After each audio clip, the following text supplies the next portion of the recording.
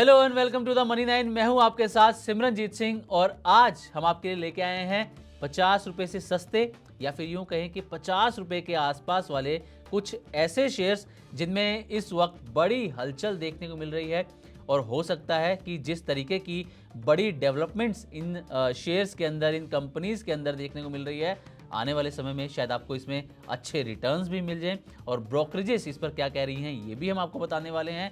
तो चलिए अब इसकी शुरुआत करते हैं। अब क्योंकि जो निवेशक हैं उनकी नज़र ऐसे शेयरों पे रहती है जो सस्ते भी हों और अच्छा रिटर्न भी दे सकें, तो इसीलिए हम आपके लिए ये 4 शेयर्स यहाँ पर लेकर आए हैं। अब इन सभी के बारे में डिटेल में यहाँ पर बातचीत करते हैं। तो सबसे पहले बात करेंगे यहाँ पर वोडाफोन आइडिया की। दरअसल वोडाफोन आइडिया में अगर आप देखें तो इस वक्त बड़ी हलचल चल रही है। कंपनी जो है सर्वाइवल मोड से टर्न अराउंड मोड में यहाँ पर आती हुई नजर आ रही है। अब इसमें क्या बड़े अपडेट आए पहले ये जान लीजिए। पहले तो सरकार की तरफ से, डिपार्टमेंट ऑफ टेली कम्युनिकेशन की तरफ से राहत मिली एजीआर ड्यू को लेकर। एजीआर ड्यू था 87,600 करोड़ रुपए के आसपास का, जिसमें रिकैलकुलेशन की गई और कटौती हो गई 23,650 करोड़ रुपए के आसपास की, यानी कि इतनी बड़ी जो है वोडाफोन आइडिया को राहत मिल गई है। 23,650 करोड़ रुपए अब कम चुकाने होंगे। सिर्फ एजीआर ड्यू अब 64,000 करोड़ रुपए के आसपास का रह गया है। एक तो ये बड़ी खबर इसमें रही। दूसरी बड़ी खबर ये रही कि कुमार मंगलम बिरला की 5 साल बाद वोडाफोन आइडिया में फिर से एक बार वापसी हो चुकी है। 2021 में वो पद छोड़ के गए थे और अब एक बार फिर वो नॉन एग्जीक्यूटिव चेयरमैन के पद पर आ चुके हैं, कमान संभाल चुके हैं। और वोडाफोन आइडिया अब करीब 35,000 करोड़ की फ्रेश फंडिंग जुटाने की भी प्लानिंग में है और एसबीआई लेड कंसोर्टियम जो है वो भी फंडिंग के प्रपोजल पर अभी विचार विमर्श कर रहे हैं और देखना ये होगा कि ये लोन मिल पाता है वोडाफोन आइडिया को या फिर नहीं। जबकि एक्सपर्ट्स ये कह रहे हैं कि कुमार मंगलम बिरला के आने का संकेत यही है कि यहाँ से कंपनी के हालात जो हैं वो सुधरने वाले हैं और लोन भी इजीली मिल जाएगा और यहाँ से जो कंपनी के शेयर्स हैं वो अच्छा रिटर्न भी दे सकते हैं। पिछले एक महीने की अगर वोडाफोन आइडिया की हम यहाँ पर बात करें तो शेयर जो है 25 से 30% तक चलता हुआ यहाँ पर नजर आया है।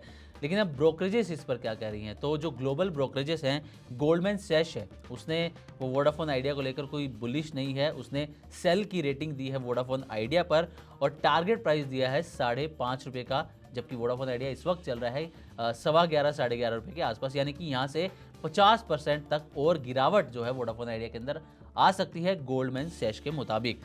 बैंक ऑफ अमेरिका ने क्या किया है, बैंक ऑफ अमेरिका ने अंडर परफॉर्म रेटिंग दी है वोडाफोन आइडिया को और टारगेट प्राइस दिया है 7.5 रुपये का और शेयर आप जानते हैं इस वक्त 11 सवा 11 रुपये के आसपास चल रहा है, यानी कि इन्हें भी इसमें डाउन साइड यहाँ पर अभी नज़र आ रही है, गिरावट नज़र आ रही है।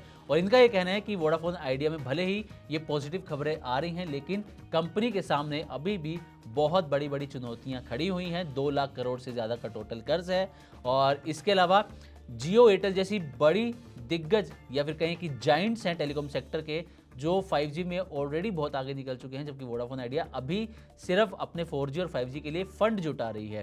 तो ये जो दोनों ग्लोबल ब्रोकरेजेस हैं इन्होंने अपनी रिपोर्ट में ये कहा है और आप इसके रिपोर्ट के बेसिस पे वोडाफोन आइडिया को कंसीडर कर सकते हैं। आप देख सकते हैं कि आपको इसमें खरीदारी करनी है या नहीं करनी। चलिए, अब ये तो बात होगी वोडाफोन आइडिया की। अब बात करते हैं ओला इलेक्ट्रिक की। दरअसल आप जानते हैं कि ओला इलेक्ट्रिक में इस वक्त शानदार तेज़ी है। सिर्फ अगर हम अप्रैल की बात कर लें तो ओला इलेक्ट्रिक के शेयर में 60% के आसपास की ज़बरदस्त तेज़ी देखने को मिली सिर्फ एक महीने के अंदर। और लेकिन ये 60% की तेज़ी अप्रैल में रही, लेकिन मई की शुरुआत से अब तक जो शेयर है वो 5-5.5% तक गिर भी चुका है। अब ओला इलेक्ट्रिक के अंदर एक बड़ा अपडेट क्या है कि ओला इलेक्ट्रिक जो है, इसकी ओला कंज्यूमर है, इसके आईपीओ की अब तैयारी कर रही है। हालांकि ओला इलेक्ट्रिक की खुद की स्थिति अभी अच्छी नहीं चल रही है।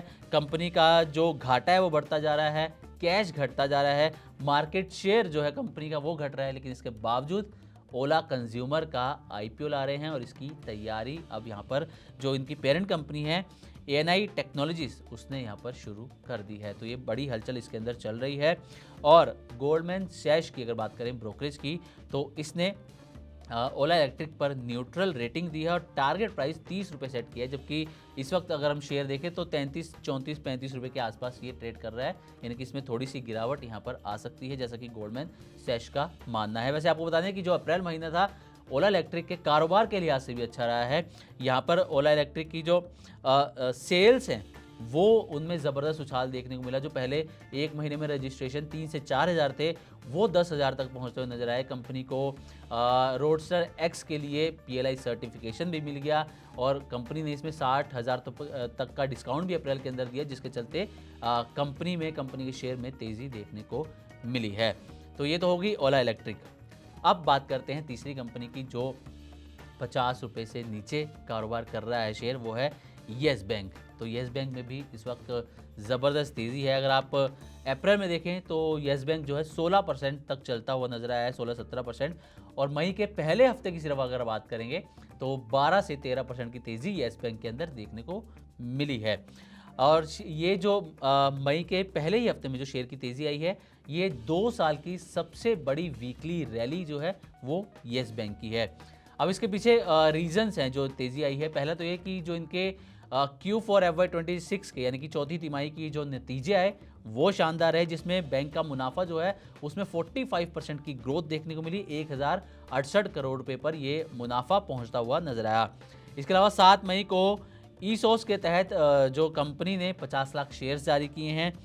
और एक हम कह सकते हैं कि अच्छी बात या अच्छा ट्रेंड जो देखने को मिल रहा है वो ये कि FIIs वो येस बैंक के अंदर लगातार हिस्सेदारी बढ़ा रहे हैं। अगर आप देखें तो मार्च 2025 में FIIs की जो हिस्सेदारी थी वो 26.78% थी, जो कि एक साल बाद यानी कि मार्च 2026 तक बढ़कर 46.42% तक यहाँ पर पहुँचती हुई नजर आई है। करीब करीब 2 गुना इसको हम कह सकते हैं।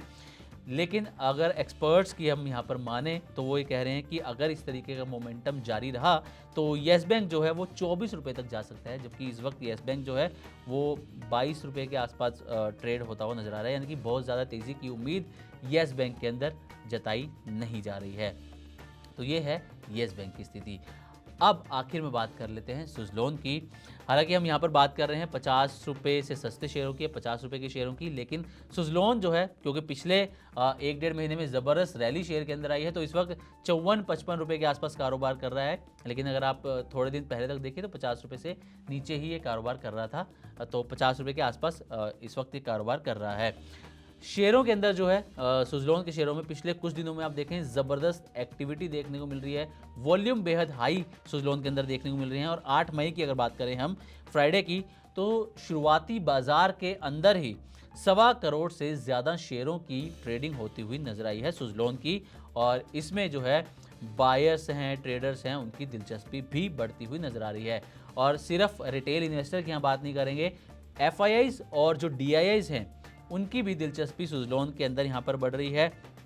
FIIs लगातार अपना स्टेक इसके अंदर बढ़ा रहे हैं, DIIs भी यहाँ पर लगातार सुज़लोन के अंदर अपना स्टेक बढ़ाते हुए नजर आ रहे हैं। और इसी के साथ क्योंकि सुज़लोन रिन्यूएबल एनर्जी कंपनी है, तो सरकार भी ऐसी कंपनीज़ को फिलहाल सपोर्ट कर रही है, तो इसलिए सुज़लोन के अंदर रैली है।